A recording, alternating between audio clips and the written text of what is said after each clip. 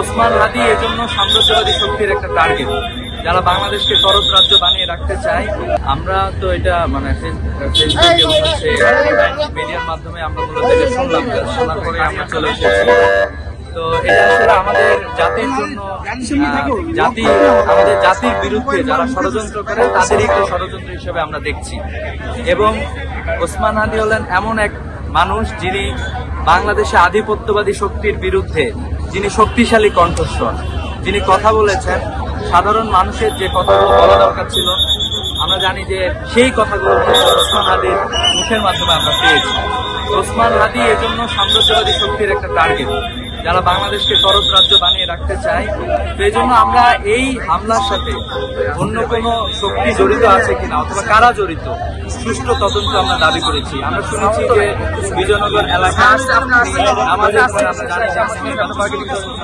আমাদের পরে মূলত তার উপরে এই ধরনের আক্রমণে তারা সুষ্ঠু তদন্ত এবং দোষীদের বিরুদ্ধে অবশ্যই তাদেরকে অনতিবিলম্বে তাদেরকে গ্রেফতারের